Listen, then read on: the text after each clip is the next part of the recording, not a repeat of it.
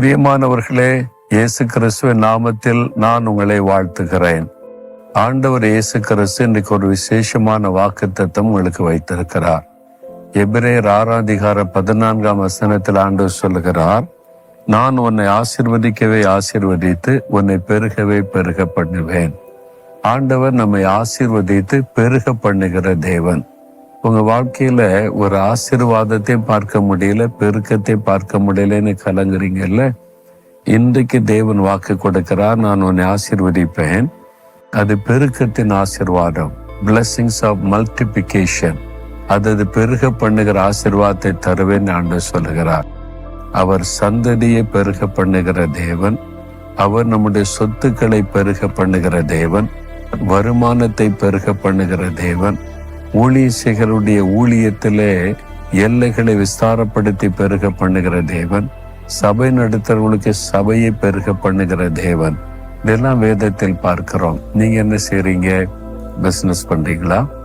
வேலை செய்றீங்களா? படிக்கிறவங்களுக்கு ஞானத்தை பெருக பண்ணுவார். அது மாதிரி ஊழியம் செய்றீங்களா?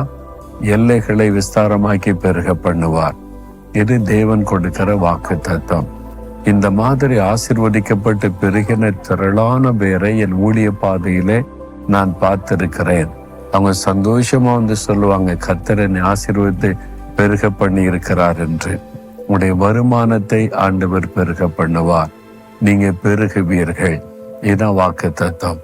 உங்களை ஆசீர்வதித்து பெருக பண்ண சிலுவையிலே தன்னை பலியாக அவர் ஒப்பு கொடுத்தார். அவர் சிலுவையில ரத்தை சிந்தி மறைத்து இந்த ஆசீர்வாதத்துக்கு தடையா இருக்கிற சாபத்தை எல்லாம் மாற்றி விட்டார். பாவ சாபங்களை அவர் மாற்றினதினால இயேசு கிறிஸ்துவினால் உங்களுக்கு ஆசீர்வாதம் உண்டாகி இனி பெருக்கத்தை காண்பீங்க.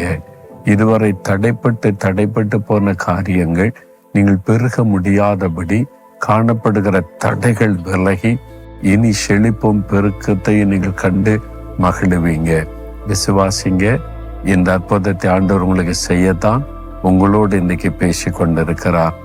ஆபிரகாமை ஆசீர்வதித்து பெருக பண்ணினார். அதே மாதிரி யோபுவை 2 மடங்கு ஆசீர்வதித்து பெருக பண்ணினார்.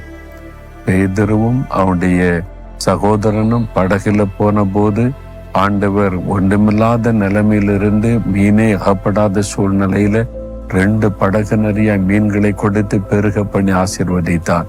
உங்களை பெருக பண்ணுவார். விசுவாசிக்கிறீங்களா? என் கூட சேர்ந்து ஜெபிங்க. ஆண்டவரே, உன்னை ஆசீர்வதித்து பெருக பண்ணுவேன் என்ற வாக்குத்தத்தத்திற்காய் நன்றி. என்னையும் என் குடும்பத்தையும் என் கையின் பிரயாசத்தையும் ஆசீர்வதித்து நீர் பெருக பண்ணுகிறீர். நான் விசுவாசிக்கிறேன். இயேசுவின் நாமத்தில் ஆமென், ஆமென்.